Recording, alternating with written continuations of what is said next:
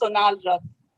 Before starting this session and the questionnaires I'll ask to her, I would like to go brief background. The entire world has been fighting with the COVID-19 pandemic. It has impacted the world, which is known to everyone, especially the vulnerable communities of the urban slum, rural, and the remote areas. They bear an increasing burdens as it has affected their lives and the livelihoods because of the economic slowdown and lockdown. I think lockdown is now a common word for everyone now.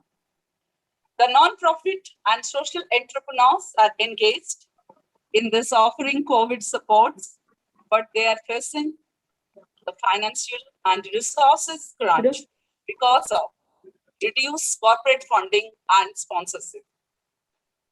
To promote the awareness about these issues and building an ecosystem to facilitate such conversation, Sonal Rath, today's our lovely little guest, who is 20 years based in Gurgaon, has launched the Demini certified. I think I have wrongly spelled out. This is DMI certified, right, Sonal?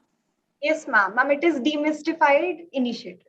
Okay, demystified initiatives. You want to bring a philanthropist, corporate leader, influencer, and non-profit and communities closer to build an inclusive future through this initiative. As a global leaders, experts, and businesses are now engaged in post-COVID rebuilding exercise. What must be taken into consideration is inclusive growth that must take into account the interest of all sections of the society, including the vulnerable communities, which is her focused, the elderly and the we want to sensitize the global leaders about the sufferings of these people and how they must contribute so that their well-being is ensured. As a first step, she is launching a series of talks called Strategic Support, the Global Leaders Summit. In this summit, the eminent leaders from the US, UK, France, Dubai, and India will be participating. Our other initiative will include the boot camps, fundraising events, and mobilize the youth voice across the world. Sonal is honors in economics students at Delhi University. Last month, he was announced as Fellow of Royal Asiatic Society for Great Britain and Ireland, a European Research for Training and Development, certified member with a background working with Government of India, non-profit organizations, and consultant agencies. She has published 15 internationally recognized publications in development studies, economics, and society up to date. She is an established author of the books, series Project Development, and she is also currently voluntarily working as a development associate at Outstart Activities Forum, OAE, Uganda. Welcome, Sonal, the OCA Talk series of entrepreneurs and the mentors. And my first question, how the thought process comes to your mind? Who influenced you? What is your mindset towards this philanthropic journey? And at this age, you are thinking always beyond yourself. Sonal, Thank you, ma'am, for the... Please mute yourself other than the speaker. Please mute. I request everyone to please mute.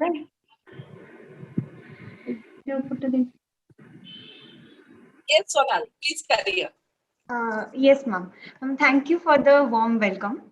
And I really would like to thank OAI to provide me this platform. So as an inspiration, I would start that I have been associated with communities for a really long time. During my school period, I joined the Rotaract Club and in my schooling years, I would be teaching English curriculum to approximately 100 to 200 students of who are economically backward and economically and socially backward street children. I was also an overseas volunteer with the Child Cancer Foundation, where I had been simplified science to an orphanage through Skype, which gave me a nudge that, okay, this is what I'm really willing to do, and this is what I'm supposed to do. And I also volunteered for the Run for Education of Girl Child. It was in Gurgaon. It was a marathon held by my school. I was an active contributor, and as a general secretary of Amity International School, I always believed in contribution of the society and the community. After I had joined Delhi University in back in 2019, I continued with my passion, but unfortunately, in less than a year, everything was shut down. I was in my first year when everything was shut down. We were locked inside our homes, and however, it did not break my daunting spirit. And I started volunteering virtually for whichever cause I could find. I volunteered for the United Nations Volunteers in India, which launched its COVID-19 journey. I volunteered with WWF. I volunteered with Girl Up. It is a United Nations foundation. Our generation was unfortunate enough to see the worst time, the first wave and the traumatic second wave, which has left a very long lasting impact on each of our minds as we lost our loved ones. The nation was in crisis, the global fora was in crisis. And very recently, I have been very active on social media, particularly Twitter and LinkedIn. I came in contact with the Uganda based Outcast Activist Forum. After a series of interactions, I had been impressed and motivated by the keen passion and the impact they have had on community, and especially by the team leader, Mr. Okino Joshua, who is also present on this webinar. Hats off and respect for these people. A big shout out to these people. Through my interaction with the team, I came to understand how fundraising has been an issue since the outbreak of COVID 19. Many recent researchers are suggesting the same facts, and I think I had read somewhere that non-profit ventures equally in South Africa, whether it is Asia or South America, had been facing the same issue.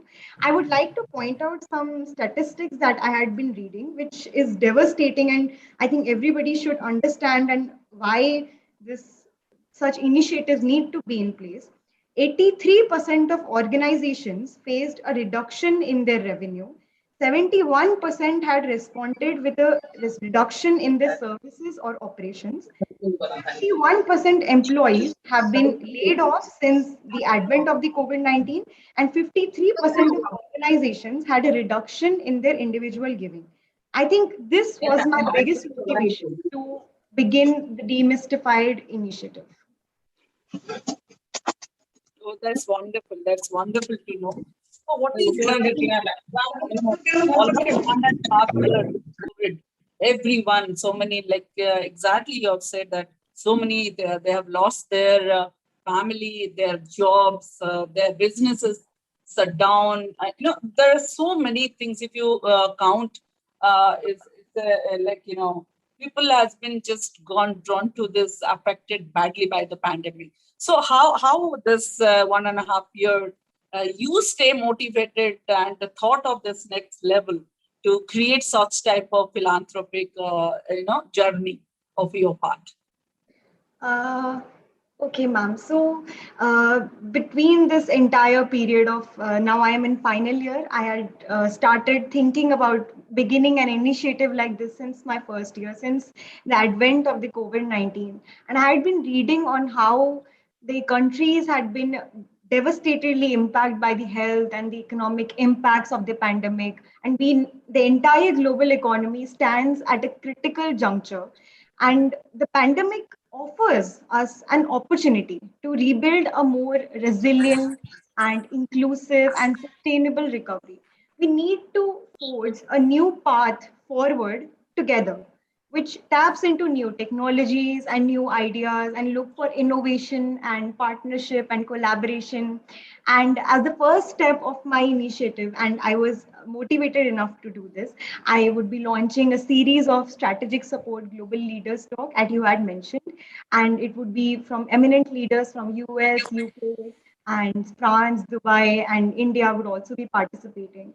Through this initiative, as I begin to take little steps to my initiative, I want to promote collaborative action to accelerate this social change, as we want to bring together partnerships for philanthropy, for corporate, from non-profits to philanthropists from all around the world. So what is the way of approach you are making, and how are you including this youth in your project?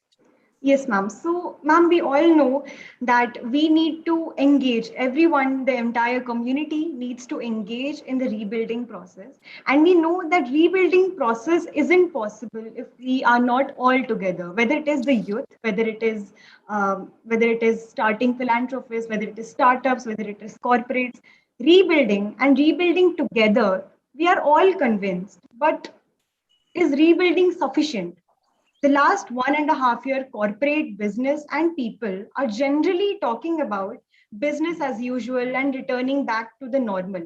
But let us pause here for a moment and ask ourselves, had the normal ever been good enough? Had it been good enough, the pandemic would not have disproportionately impacted the vulnerables. I believe that returning back to business as usual and returning to the normal are not the right way to go about the rebuilding. What we must aspire to do is to rebuild together. We must aim for a new normal that aims at inclusive growth.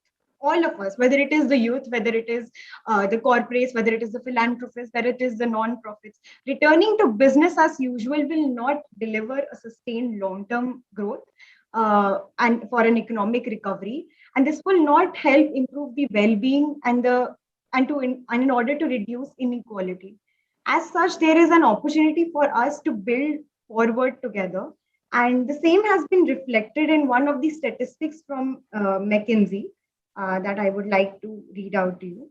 That in the report, they have stated that it is a fundamental pattern that the period before COVID-19 and the new normal will emerge as the next normal. It is in quotations, the next normal. And what I believe that it means and what I believe that it could contribute is that, let me describe the 5 key areas that would help in the strong recovery of the communities that are at heart with the vulnerable communities. Many of the topics I would be speaking about have been reflected by the global experts, economists, and consulting and technology firms like McKinsey, KPMG, EY, and so forth. So I believe now I'll be beginning with my prioritized key areas. The first priority area that must be taken into account is green recovery. The COVID-19 pandemic presents an opportunity for us to rebuild our economy and society with a more resilient and sustainable infrastructure for agriculture, and agriculture being the key growth area for India, as the majority of the labor is present in the agriculture area. And efforts need to be focused on transforming the agricultural practices to improve the yields, while it also enhances the health of the surrounding natural ecosystem. So an organic way to approach this. Deeper transformations are needed in ways of producing and business models, but also in our lifestyle and our consumption needs. Our relationship with the nature needs to be redefined and reconsidered. Secondly, my focus area would be, and the focus area that the entire global attention needs to be there, and what United Nations and other organizations have been putting forth, is public healthcare and the access through technology. We all are aware, and it is also unfortunate that a large percentage of the vulnerable community do not have access to healthcare. It has been reflected in our news channels. It has been reflected in media, how the second wave had impacted the vulnerable communities. I have previously done extensive research on telemedicine, and the key areas for development have been the conceptual framework for the technology enhancement for the presence of haptic technology and telemedicine in India, which I would like to thank various organizations like the Smile Foundation, who have operations in place in the entire country. They have operations in place to strengthen telemedicine, and they have developed medical consultations and treatment catering to remote and the rural areas equally. A big shout out to them, and thanks for having such efforts in place. And we must continue to get inspired from such initiatives and intend to build our own. Now, thirdly, I would like to point out to the improved access and use of technology and how we can use it for community welfare and curbing the digital divide to make sure that the vulnerable communities have access to quality education. As a student of economics, I understand the importance of data, and there should be concrete efforts, I believe, of making better use of big data. The digital transformation is well underway in India, and India is soon going to be the champion in the digital hub, and efforts are underway. While countries can capitalize on this opportunity by making better use of big data and to transform the key areas of sectors such as healthcare and education, allowing for more effective delivery of service. Governments and the private sector equally can also leverage from this big data to provide for better supply chain management. The next and the fourth area of focus, that is minimizing gender poverty trap and working for the women empowerment. So the COVID-19 had this economic toll on women, and through this I would like to state some statistics. As per a recently released report by the United Nations Women, in the pandemic had pushed 96 million people into extreme poverty by the end of 2021, out of which 47 million are recognized as women and girls. This will bring the total number of women and girls living on US dollars less than 1.9 or less. And this is apparently the case everywhere, especially for those aged between 25 and 34 who have just begun working or who are forced into working due to their financial conditions. And when women are at the height of their productive and family formation period. Another report by UN explained that it is expected that there will be 118 women from age 25 to 34 who will be driven into extreme poverty for every 100 men, 118 women for every 100 men. And this would increase on to 121 women for every 100 men by 2030. And it continues to increase had there been any interventions.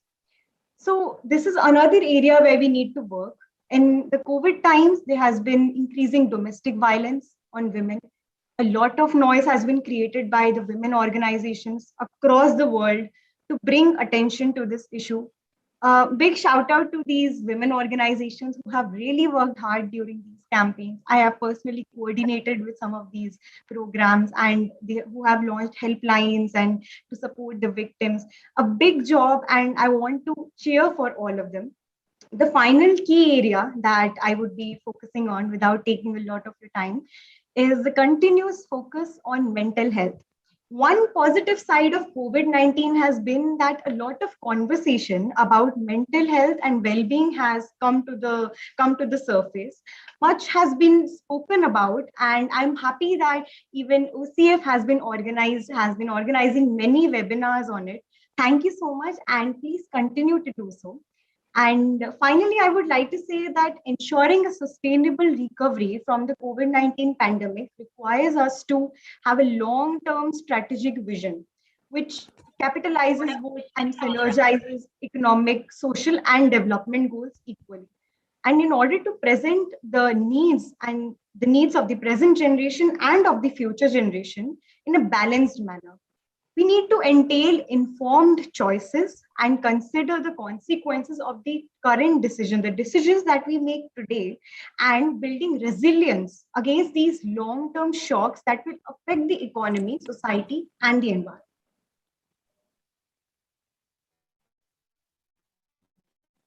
Yeah, good no, Sonal. You're really, I'll say that you identified the void of the society. Few, outcomes, what I understood, your focus is on agriculture, your focus is on education, your focus is on mental health, your focus is on,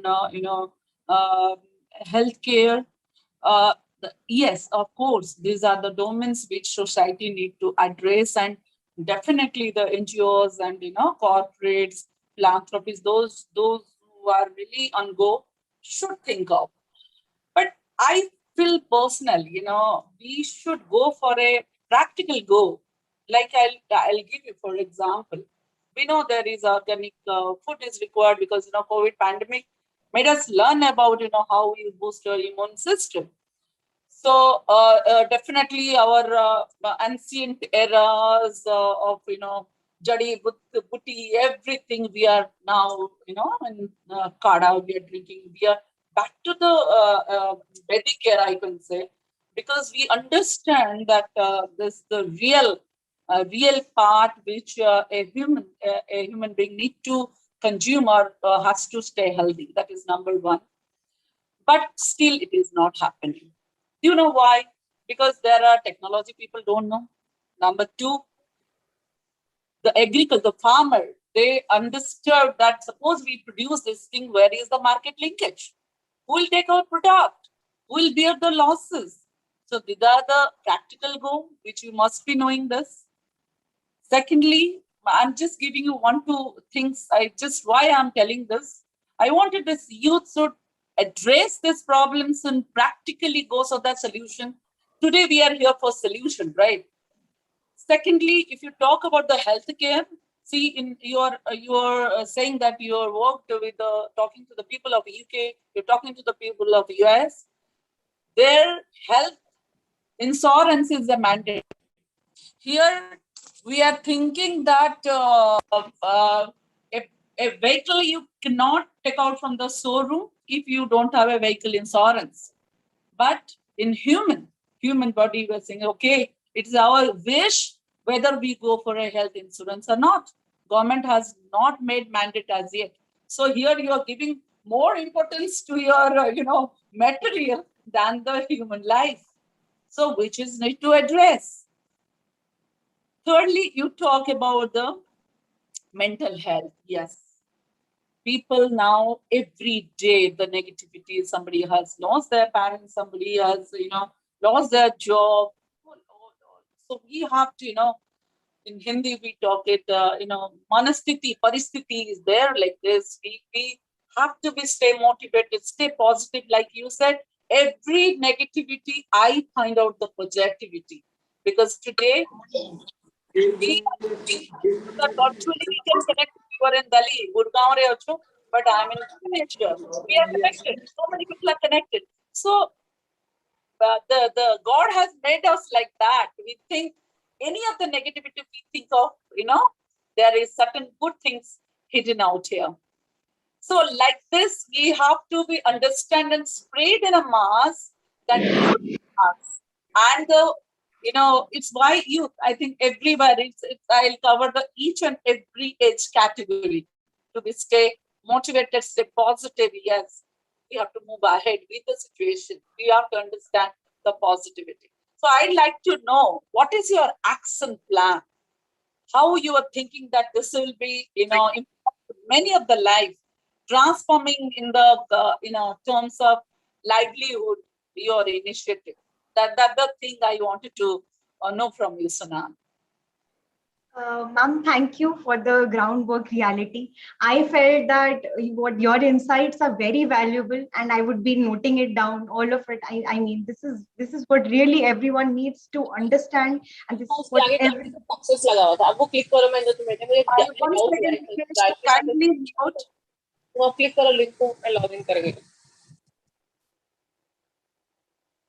Yes, ma'am. So, yes, ma'am. So, ma'am, for the action plan, for the social action plan, I have been planning out about three main approaches to ensure that the rebuilding better is possible. The first being bold leadership, And now, why do we need bold leadership? Is that because certain decisions on areas like green recovery in India or at the global stage needs much bolder approach than we had before the pandemic era. We must and we can avoid making the same mistakes by giving the top priority to reviving the economy while not putting the environment aside. We need to ensure a balance between environment and the economy. Secondly, prioritization of the development areas of the key focus areas for both businesses and corporates. The key focus areas has been to safeguard the business interest and profits for shareholders. And why not? I mean, after all, the larger objective of every business is to make profit and to make businesses sustainable. All right. So, however, they should and they must align themselves to the larger goals of the post-COVID recovery and the reconstruction. And I believe that these can consistently contribute to the post-COVID recovery rebuilding. The expertise by the corporate leaders, the global influencers, and this is what the Demystified initiative is trying to address. And finally, which has been coming to everyone's attention, is innovation and entrepreneurship, which must be encouraged, keeping community and inclusivity at the heart of all these strategies. And how we can motivate and support the vulnerable communities and women to upskill themselves and harness these opportunities they have. For example, we are supporting and we are celebrating handloom. We have supported Handloom Day yesterday. We had supported Textile Day someday. And we know that the tribal population and the communities living in the remote areas have the skills and they have creativity, which has been fostering them and which has also been used by the Britishers when they had occupied India. And however, they do not have access to the market and the digital platform. And that is why they had been lacking behind in the COVID era. When things had been in place, everything was digital, but due to the lack of marketplaces for these, they had been lacking behind on their economic access. So we need to facilitate that. I mean, bringing technologies to the rural and the remote places, and all these need continuous effort, innovation, and entrepreneurship from all sections of the society, whether it is the corporates, whether it is the communities, whether it is the government, whether it is all of these have need to take care of these. Yeah, you're right. You're very right. Let me tell you, since you have picked one, word tribal, and let me tell you what my weakness is tribal. And Odisha, since you are from Odisha, I must be knowing that 63 communities were holding in Odisha. Let me tell you here, it's not my day, my not interview, because I am a moderator today. I have to ask the question, but for your information, let me tell you. I'm the founder of India's first tribal queen contest, Adirani. It's not a fashion show. It's about, empowering the tribal women of country and connect them globally. Basically, my vision is to create a brainstorming tribal India by empowering tribal women. Exactly what you said, that market linkage and the product they are making, their culture, their tradition, what they are making is so pure, But what in Odisha, I think, other places, once or two times, we organize a Adivasi Mela or kind of fair, which is not happening due to this COVID. So you can understand the situations, right? So we are the people now having a bigger role. I can say that unless until we come forward, go to that grassroots, it will not going to happen. We have to show them the way out, or show them the way out how their product will be available in the global market in shape of online platform. Here, the youth mass role is there to the market linkage, because it's not possible unless until you go forward, understand what they are doing, and help them for transforming the livelihood. 2 days back, we had a discussion about MSME, the women entrepreneurs. They are giving up various, terms of creating the micro entrepreneurs, but which understood that it is not sufficient. So what is your address or views of that? Because we understood it is a package just to start. But how to sustain, we don't see the feasibility part or various things. If we talk, that will be go one webinar, which I don't want to waste timing on that. So I just wanted to know, Sonal, how this practical priority in your priority area, you think that we can rebuild this future in terms of transforming this vulnerable people or vulnerable community? Yes, ma'am. So, ma'am, I believe that both corporates and philanthropists, and as you pointed out, youth have a huge role to play in this. Youth need to understand the rich culture, the rich heritage we have in India, and not just undermine it for the big term globalization. Even the big corporations are purpose driven. They want to contribute to the communities. It's not just about their CSR funds, but at the top of this strategy lies inclusion and diversity. And it has been a growing demand among their customers and among their consumer base. So, and in fact, the corporates have no option, but as their customers and consumers are demanding it. Another is the key role played by the philanthropists. They want to and are passionate and want to invest in these communities. And philanthropists are not born. I mean, we all can be philanthropists, whether it is the youth, whether it is, we need to have that passion and that empathy.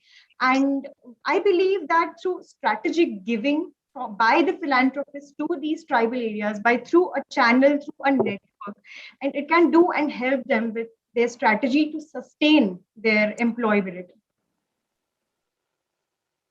Okay, so what is the idea that how you channelize this youth to reach to the root? Because I'll tell you why I'm asking this. There are certain questions also in my mind because I'm in the same boat since a couple of years. There is an initiative recently we have started in last year. When we understand that there is lack of, we should create more micro entrepreneurs, okay? Because it's not only possible to giving the donations, because when you give the donations, we are just making it a one side go, just give. So we are not, creating certain livelihood where they themselves generate their livelihood, So we started last year So our mission initiative, where our plan is to create more micro entrepreneurs in urban area and rural area too. So it's a practical information. So we wanted the bigger industries, they should sponsor the smaller industry, and they should produce certain kind of things, trade also, so that our product, our market, middleman always get the benefit out of it. But real people who do the work, like let's call about the weavers also. But I've seen that middle people always get the benefit. The real weaver doesn't get that, money, that the price for what, how much, he has done the labor in that sari or any outfit. So for that, this kind of Shohar initiative we have started recently in Odisha, and I've requested OCF to, support this kind of initiative with a collaborative of various philanthropists like you, who spread out everywhere, and this can be a pan-India project. So how see, major crunch is the fund everywhere. And so resources. How you think these corporates will understand our projects, and fundraising is a bigger challenge, right? So how you think that your approach is to fundraising for this kind of projects with practically implementing in the grassroots?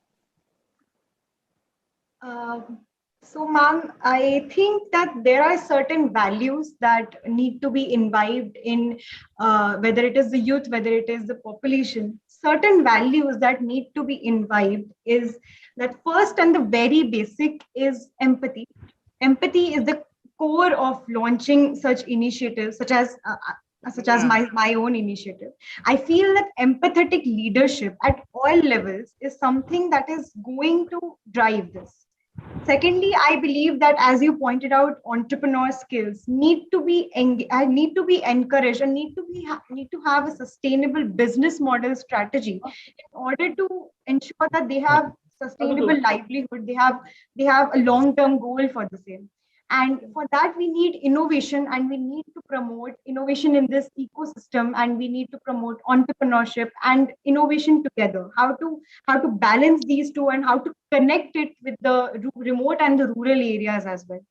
Uh, we need to help and ensure that these talents come up to the surface, and probably they are provided the same opportunities as various initiatives such as yours and many other non-profits have been providing this. They have been providing the platforms. Non-profits initiative is in order to help these communities, and these being the first and the second. Thirdly, I believe that women deserve all the respect and dignity, and that we must foster their talent and bring more women to the workforce. These are some ideals that all Indians, all of the global population needs to imbibe this, and not only bringing them to the workforce, but as pointed out by one of the organizations I had been working with, but pointing out, but ensuring that they stay and they continue contributing to the workforce. That is something that is required.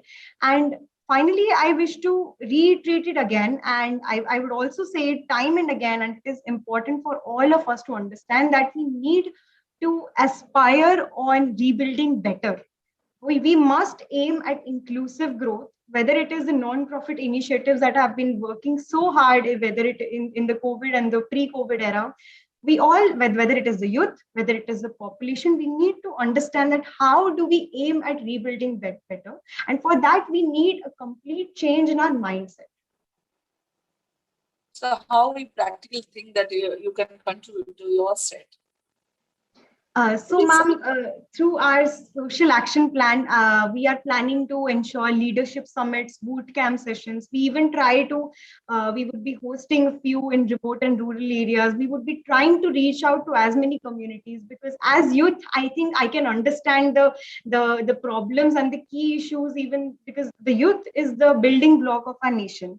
And I feel that if the youth understand and change their mindset regarding entrepreneurship and innovation, because there are policies and implementations in place, youth need to go ahead and capture it, whether it is at the rural areas, because as a I think I would say, as an upper strata of the society, we it's not very difficult for us to to go ahead and make these as okay, we will be doing this, we will be doing that. It is not very feasible at the remote and the rural areas. The youth do not have that kind of opportunities, do not have that kind of exposure regarding the policy implementations and what opportunities they can go ahead and acquire, but they are not aware of it. They are not they do not have the material resources. The main and basic aim is to just to get a living, just to have roti kapda makan, as they say, and that is all they would go ahead and aim for. And India needs a complete rebuilding. The entire global forum needs a complete rebuilding. For that, I believe that young entrepreneurs and innovation and technology is at the heart of this challenge, and we must ensure that it reaches to the remotest of the areas.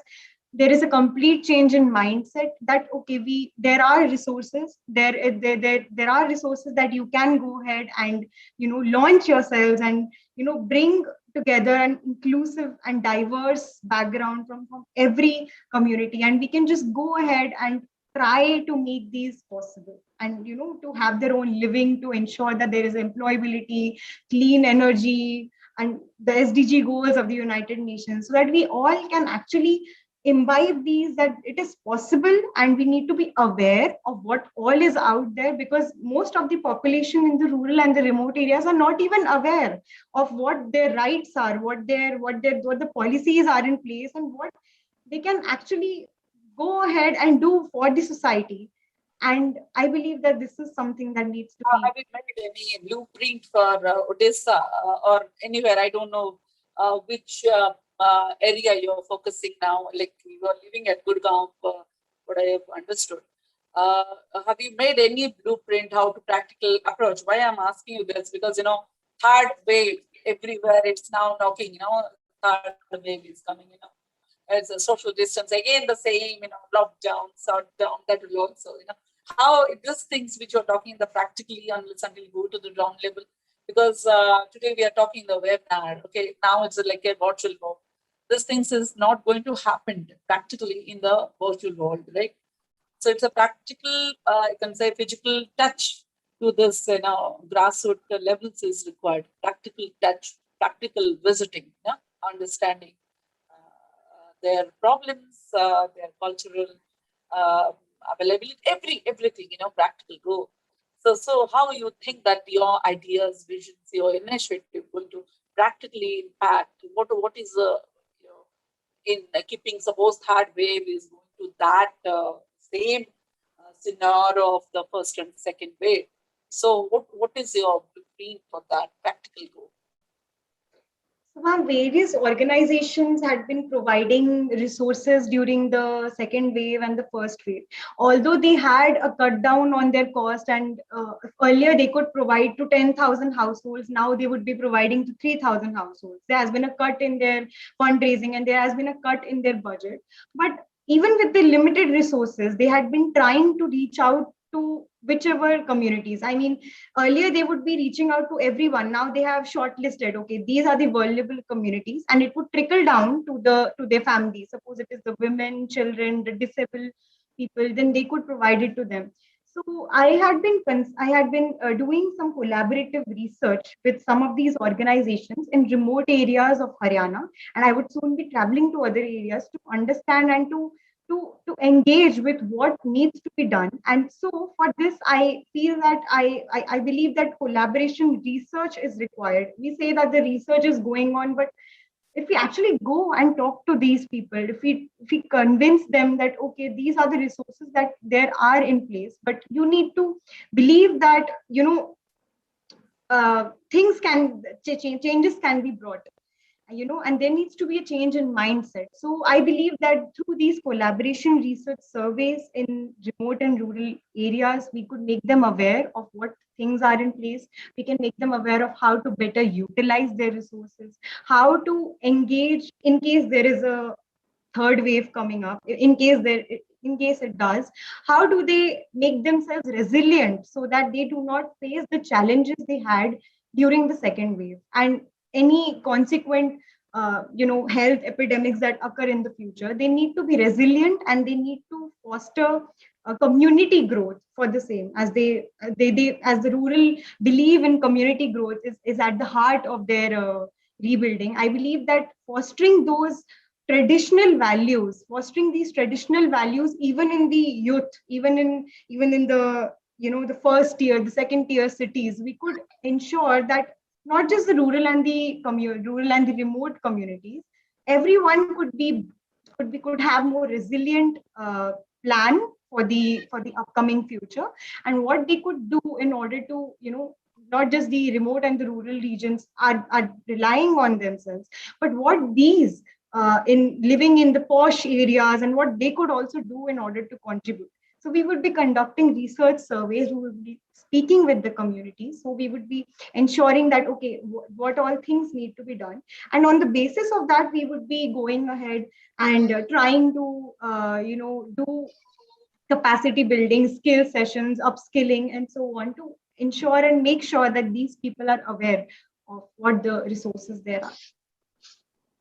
Yeah, you're right that your initiative require more capacity building, and your approach should be also be definitely to reach out, more youth to support this cause, because it's not possible one sonal rat, to reach each and every point. So, what the way you are? What is your strategical planning to, youth to approach you or connect with you with your this initiative? So, ma'am, I have been beginning conversations with few of the grassroots organizations.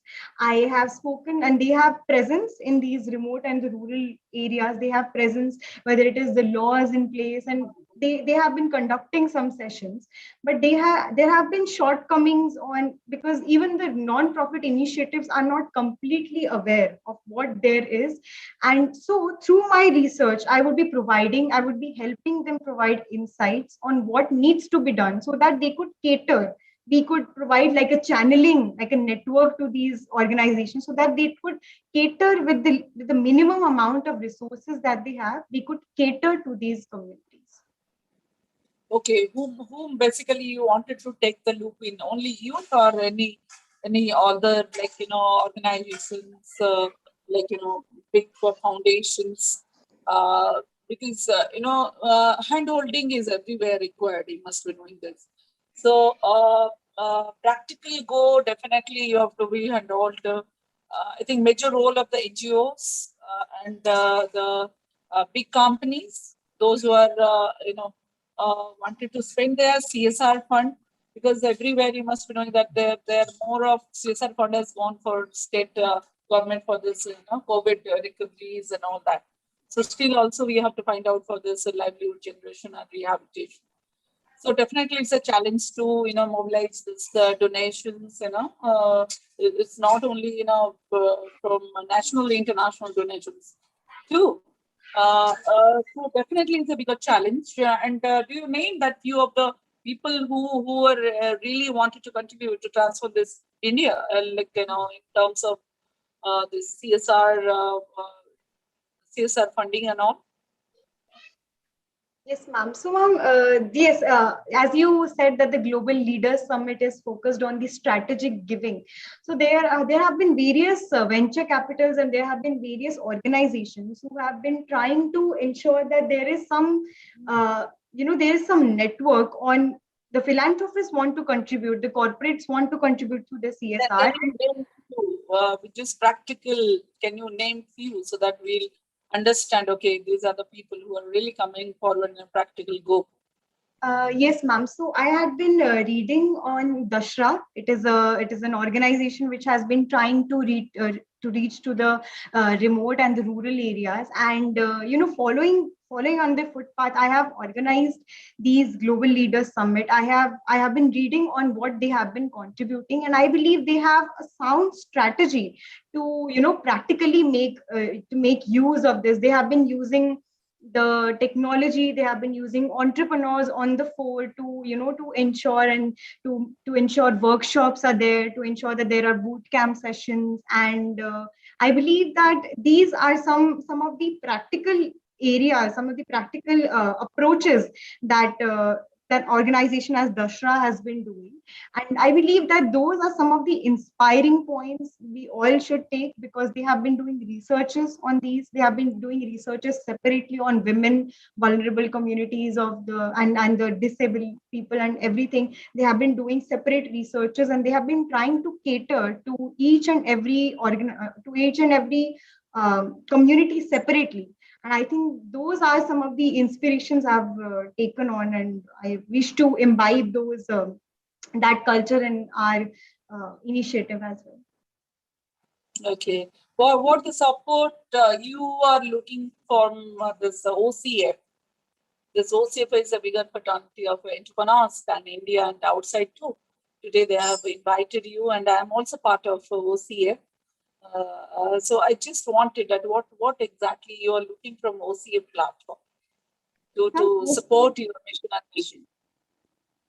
Yes, ma'am. So, ma'am, OCF has been contributing, and I have been watching so many webinars, and I think I've been noting down points every now and then, because I think it is the leaders, whether it is the non-profit initiatives, whether it is the corporate. I think as youth myself, I think I need to understand from experience that the entrepreneurs that OCF is promoting, I could use their expertise and their experience as a way to to approach my key vision and mission.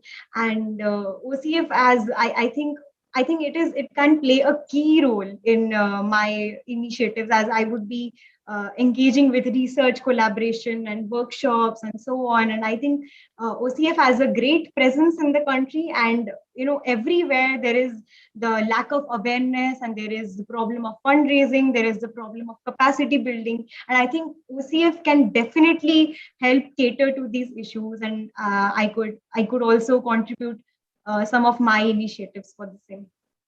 Oh, that's good. That's great.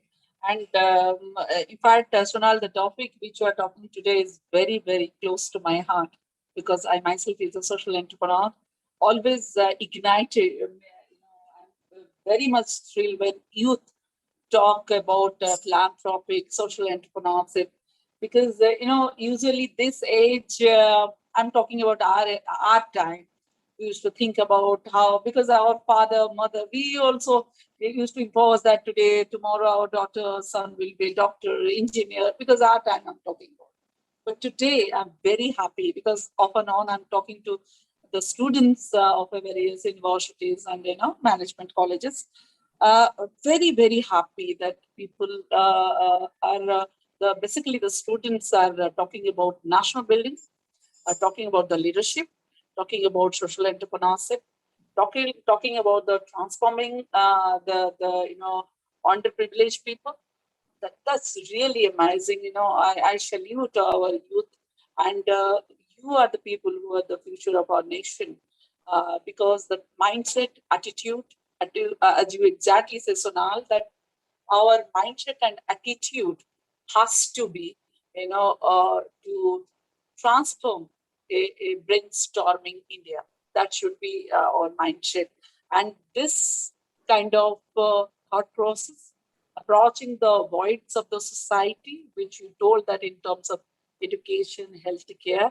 So definitely, always we should, how I'll say this, we have to go for a practical approach, bringing to the people in the loop, collaborating approach, because unless until we together, the mass initiative which you are looking for a transformation cannot possible. That is the first goal which I can see in your vision and mission. And I'm also keen to know that you have written something about 20 books you have written, no? 15. She has published 15 plus internationally recognized publications development. Okay. So what is basically your publications outlines? So, ma'am, I am a development researcher. I have my background in economics, and I have been researching on history and culture. And I have also been researching on the developing economies in Africa, in Asian countries like Indonesia and India ourselves. I had written and published reports on the manual scavenging in India. I had collaborated with the National Commission for Scheduled Castes. I had used their resources to understand the manual scavenging areas, and I have also researched on telemedicine, for which I had approached a few non-profit initiatives like the SMILE organization. So I had tried to connect how the manual scavenging could also, that area has been unspoken of. Not a lot. I mean, the entire pandemic went away, and there was few, or I think there were no news of what the impact has been on these community workers. So I had tried to research on those areas. I had research about the work ethic and the post-COVID workforce issues, the social security, the surrogacy legislations. So I had researched, and I had published reports on the same with a few organizations, international and national organizations. Wonderful, wonderful to know that at the age of 20, you're doing such a, this level idea. Really, really hands up, and really your father and mother must be very proud to get to such a lovely daughter who thought for the society, how to serve the society. I really inspired by your talk, your, the work you're doing.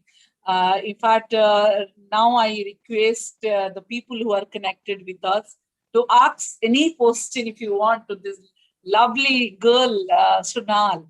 If you have got any question, please unmute and ask the question. Yeah, Miss Sonal. Yes, sir. Hello. Yes, Sachi, please, we are hearing. Please go ahead with the question. Yeah, I have one suggestion for you, Miss Sonal. Where are you residing now? Gurgaon. Yes, sir. Okay. Where is your native place, like in Odisha? Puri. Puri. Okay. My suggestion is, if you can come to, I'm from Koraput, undivided Koraput district area. Okay. Since you are an economist and you are working for the telemedicine, etc. So both things can be done here, research work. Like we have tribal people, and we have got the, you can research on their economic value. Okay. And telemedicine, what things are you searching? Like what are you doing there? Like Jadi Booty medicines or something like what is that? Yes, sir. Sir, actually, I had been researching on the mobile-based application and the haptic technology that the IIT Madras has been developing, and Okay. how it has been placed in few areas. And I think teleconsultation, with the doctors through the virtual and the remote means. So I had been focusing on big data areas on those perspectives of telemedicine. Okay. My suggestion is, if you can come here, I can help you. Okay. And we have got a very like this tribal people. They have got very much very good medicines. Okay. You will be wondering like some leaves are there. Okay. If the leaves they, if you contact with the or you if you can wipe up your any kind of bone in that leaves, they get jointed within 10 days. Okay. It's a Wow, miracle. that's good to know, Sabyasachi. What is Yeah. this medicine? I'm also keen to know. Yeah. It's ma'am, Similiguda one place is there near Yes, Koraput. I know. I'm very much acquainted in Odisha, entire Odisha. Yeah. Koraput, basically, Near it is near the Sunavada. Sunabeda. Okay. Yeah. Near Sunavada, one place is there, Similiguda. There is a one Baidiraj. Okay. He's working on this Jadi Booty. He's a tribal man. Okay. I have been to there for one of my relative was suffering from sugar. We visited there. He just gave us one medicine, one bitter taste medicine, Jadi Booty prepared. Okay. He used it for only 1 month. Okay. After that, he never had any sugar problem. Okay. Throughout his life. Till now, it's almost 10 years ago. Okay. His sugar level is so normal. I'm wondering. Okay. And he was telling me that some this type of Jadi Booty are there and leaves are there. If you can, like, he just demonstrated me. Okay. He took one animal bone. Okay. He made it into pieces. And he jointed them with, he wrapped it with that leaves. Okay. And he told me, if you can come after 10 days, you can see the bone will be total jointed. Okay. There is no cracking, nothing. It's like a, Wonderful, Sabyasachi. बहुत yeah. सुंदर information देले जे Yeah, केन ma'am. गोटे कोरापुटरे होची definitely मो जान माने I'm happy that जो माने हम संगरे जोड़ित अछंती थी जानबे को पाइले and definitely they will, if any problem in future, definitely they will connect with you. और Yes, ma'am. आपण try करिवे तांको support करिवा पाई कारण yes, definitely Ayurvedic is doing a very big wonderful आजिगर जो pandemic ହେଇଛି, I think Ayurvedic ଗୋଟେ ବହୁତ ବଡ role ନିଭାଉଛି. So it is definitely good information you have given. Yes, Thank ma'am. you, Sabyasachi, for your question and information. And anybody else who wanted to ask anything and wanted to know from Sonal? Hi, this is Sambit. I have a question for Sonal. And first of all, thank you so much for kind of presenting this, the work that you have been doing and, on the grassroots level. And ma'am, you also, this is very inspiring. But my question is, given your background and experience and pretty young experience in terms of what you have done so far, how have you prepared yourself to be effective in the situation that we are all in for last 1.5 years? Sir, I think as ma'am during the webinar, she said that, trying to look for the positives in whatever you do. So I had faced a lot of rejections while, I had been researching and I had been writing few articles. I think 9 on 10 had been rejected and I was devastated. But then I knew that there is always a silver lining. I would rework it and I would try to, calm myself and have this positive mindset. I mean, mental health has been an issue and I would always go ahead and, make that change and send it again. I would try to ensure that whatever effort I was making, that whatever effort, whether it is during my internships, whether it is during my volunteering or any other programs or my own research that I was associated with, I could try to make it better every time I made revisions. And if I faced rejections, I would tell myself that, okay, there is always room for improvement. There is there is so much life ahead of you, and you can always improve upon yourself. And rejections are a portal to changing yourself and bringing growth in your own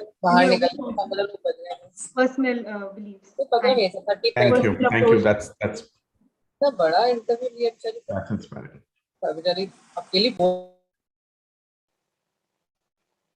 Okay, anyone else? Yes, Sonal, you rightly said that any negativity, there is a projective approach, and you fail, then you succeed. So that's a pillar of success. That exactly your rightly answer to Mr. Sangeet's question. Anyone else, please? So, good evening. My name is Vivek Mishra. I say right now I'm in Noida. Otherwise, I stay in Odisha. I appreciate the good work done by Sonal. All my best wishes to her. Keep it up. Keep up your good work, and we all back you wherever you require. That's one. And my question and my experience is, so unless otherwise, you two categories of people, those who are normally deprived of the all development, information, and all that. One category is this urban jogi jhopdi dwellers, urban poor, and other categories and rural poor, rural middle class and poor. These two categories are always deprived of all government benefits. They are deprived of all medical benefits. I have seen this particular. I'll tell you, government has got so many micro insurance plans, medicine plan like what is Ayushman Bharat and all that. I talked to our watchmen in our building. None of them are aware of the such schemes and all that. So how to get the government benefits to these people, rural poor as well as urban poor. Even if urban poor, they are very close to all elite people, still they are deprived of the knowledge and all that, because nobody takes out time to explain them what are the government benefits, how they can be, how important is the educating their children. I talked to some of my security guards. They say they are not putting their children in school, what they are, even our maid servants, they are not putting their children in school, what they are planning. As soon as they are 13, 14 years old, they'll put them on the same security business or in house cleaning business or sweeping business and all that. So how to bring change in these two categories of people? And I'll tell a scenario in rural area. Rural, I find still girls are getting married at 12 and 14. Young people, boys 12 years, 15 years, 16 years, 20 years, going for country liquor, go playing cards up to night, 11 o'clock, 12 o'clock. Those kind of things are still existing. And how to bring a model?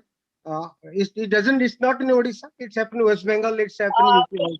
Yeah. I'll answer to your question because Sonal, you can answer after me. I would like to answer this question because Sure. you are very right, Mr. Vivek, that central government, both central and state government has got various welfare schemes which is not reaching to the people.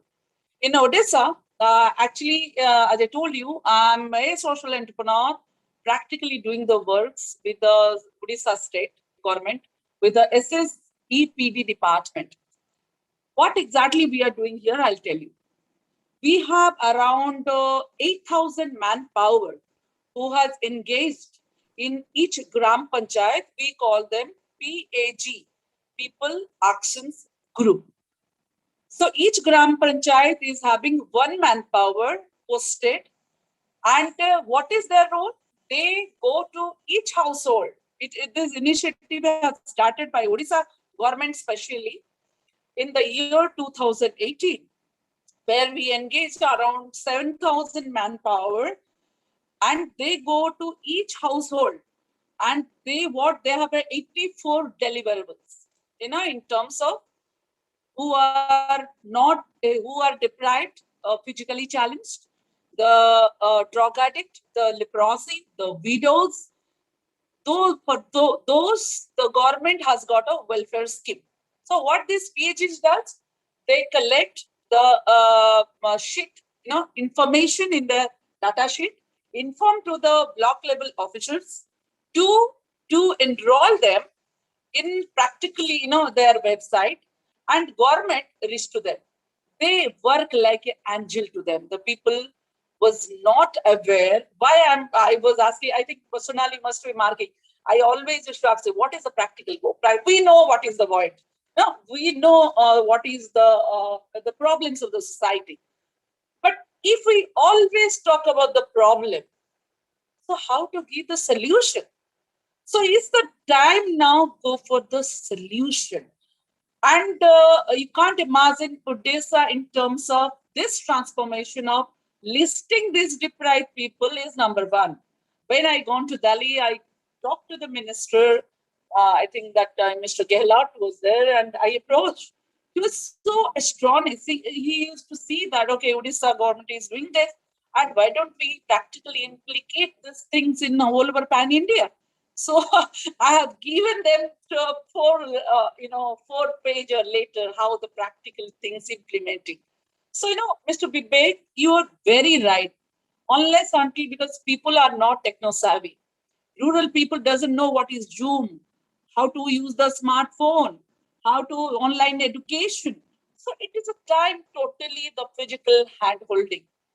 Even though we know corona pandemic, it is not possible. Still also we have to know how to practically done the work by educating the local leaders, decentralizing the downlines.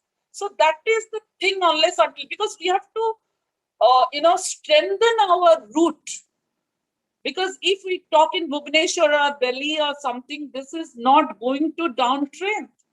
So this timing now, because practically Sonal cannot come to Koraput and see that what is the, Ayurvedic medicine is happening, or, teach or practically talk to students. But Sonal can do by teaching the downline, again downline, networking. So we have to, everyone breathe the bonding with the networking and collaborating support, and taking the local people to the loop. Exactly local for vocal, which were Nara, everyone is talking about. So these things, everyone, Mr. Vivek, it's a timing of not CSR. I feel this is a timing of MSR, my social responsibility. Or I can say ISR, as an individual, what you can, contribute towards the solution. Then only this practically, because government cannot do alone. This is totally PPP, public and private partnership. Totally, it will be go and reach the practical implication, because there is a limitation of everyone. Everyone has got a limitation. So we have to expand our horizon with the collaborative approach. Then only this ecosystem capacity building can be possible. Yes, Sonal. Yes, you can say now, Mr. Vivek's answer. Because since I'm practically involved in this project, so I just share with you. Yes, Sonal, you can give your mindset in that. Ma'am, I believe that I think what you said is apt, and I think you have more expertise and experience in this, and I think you completely summarized everything that I think everyone would want to say on this. I think that is all from my side. So sweet, so sweet. Yes. Anyone else? We'll quickly wrap up in 5 minutes only. Please, anybody want to ask any question to Sonal?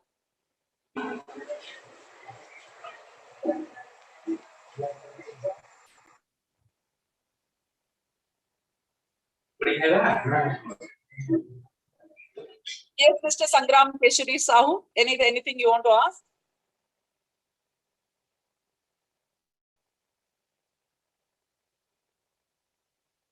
Okay, I think we are end of the session, so no questionnaires more.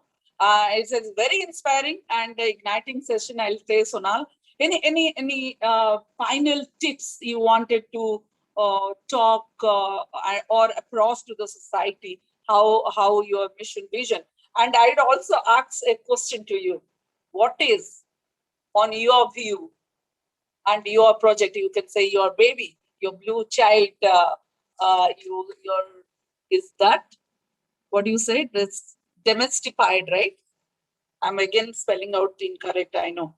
Yes, What is the terminology of success? Where you think that your approach, whatever the initiative you are taking, you think that, okay, you have achieved this level. Yes, you have achieved the success. What is our terminology? From various seniors I've seen, they have been doing a lot in these areas, and I feel that I have been inspired. And if I can achieve to that level which they have achieved, then I would be able to. Be able to say that, okay, this is something. Equal process of vibrating people around you, And right? impact on the youth, the youth, as the youth need to come, because these days there has been youth empowerment, and youth have been coming up with so many initiatives. I would like to say that youth need to be empowered to do this, and not fall short on their I have studies, I have this, I can't do this, I don't have the resources, I do not have the connections. I think they should still dream and go ahead with whatever they want to do, because people are definitely limited due to the resources, or any, if they would be able to reach out to that level. I think they should just get this inspiration that just go ahead and do it, and do not think of the rest, because whatever you do, it's going to make an impact, and it surely will. 101%, because every we always say that it's an invisible superpower. Almighty's blessing is always there when you think for the others, because God never comes in Kali Yuga by sewing forehand or two legs. We have never seen the God. We just pray. But we human, in shape of angels, I'm a strong believer of angels in my life. Something you think and somebody comes, oh, don't worry, we can do it. I'm there, no?